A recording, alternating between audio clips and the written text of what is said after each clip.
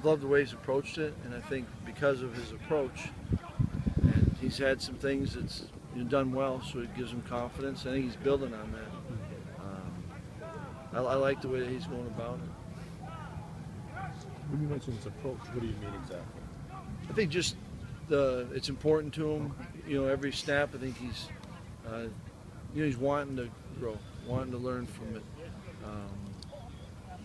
You see him kind of a little bit more comfortable in the situations. Where you're playing. Looks to me like he's playing more. Okay. Now, so thinking.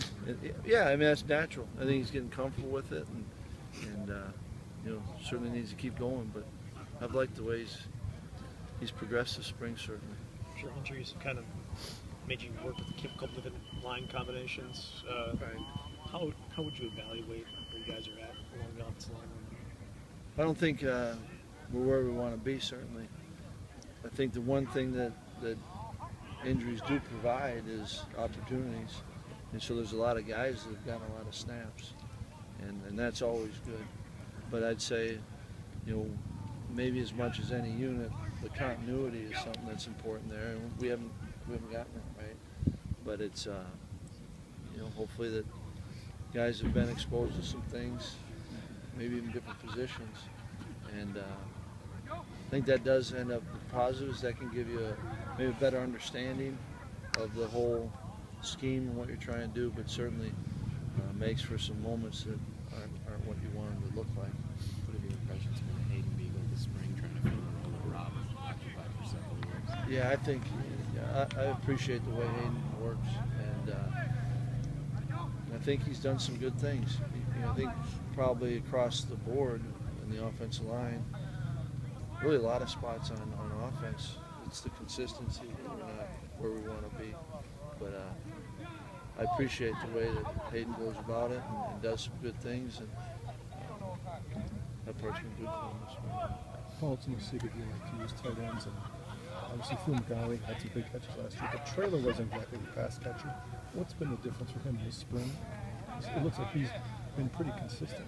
He has been, and I think Austin is an example of what you want you guys to do. He every day since we got, since he came back from bowl, every day he caught 100 balls a day, and I think that gives you confidence. You put the work in, and Austin's got good hands, and I think he's a good route runner, and so I think that's part of it. And he had one night he's hanging his head a little bit. Mm-hmm. You just gotta keep grinding away at it. But I think that's a big part of it is I think he's got confidence in himself. Paul, have you decided on the format for the spring game, or what your plans are? Yeah, for the spring game, we're gonna divide it up. It'll be kind of our first group versus our second group, but we'll be all on the same sideline, and got a couple good guest coaches. Josh Gosser is going to coach one team, and Duke is going to coach the other team. So we might have a few surprises up our sleeve too. They're working on it right now. That's why they weren't here at practice. They'll be fine though. They'll be ready. Josh might even take a couple snaps at quarterback. He's pretty good. You've got a bunch of guys coming in this weekend, former players. You meet that Friday.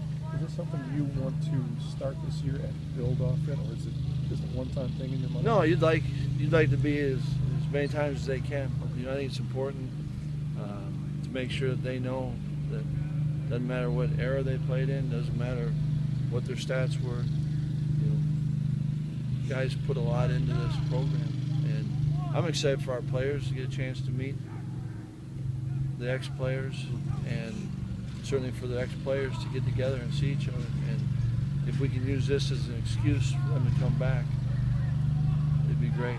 But this is their place, and want them to know that and feel that. And if we can provide some opportunities to get guys together, that's a good thing. Are you going to hold out any starters on Saturday? I haven't gotten there yet. I had a long negotiation with the coaches, so that took up a lot of time. Now that things are winding down a little bit, just how do you feel in general about where you guys are? Do you wish you had another week to go? Yeah. No, I don't wish we had another week. I wish we had another month. And necessarily. Biggest thing was I've enjoyed getting to know this team, and it's just the start of it. But I really do. I wish we had another 15, 20 practices. It'd be pretty fun. I don't think we're going to get it. So. Coach, what's Corey like off the field? Is he more of a joker, or is he kind of a quiet guy, or what's the deal? What's the deal? Yeah, I think I mean, what he's like with me, I've enjoyed getting to know him. And certainly I knew him a little bit before all this, but, you know, around me, he's both. I mean, he's very serious. It's important to him. But I think he'll smile. He'll have fun. Paul, you said about getting to know this team.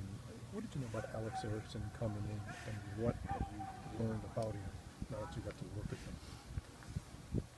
Knew a little bit about Alex, and then certainly in watching tape, knew of him. But I think Alex is a good player. I like the way he works. I think he's certainly been our most consistent receiver. He gets in and out of his breaks. I think that's one thing that having been on the field with him this spring, it seems better than I thought maybe on film. Okay. And I like the way that he approaches the day. You know, I think it's important to him, and comes out and works, and I've enjoyed being around him. Getting cold there, Brian? Well, Brian's cold. Barely.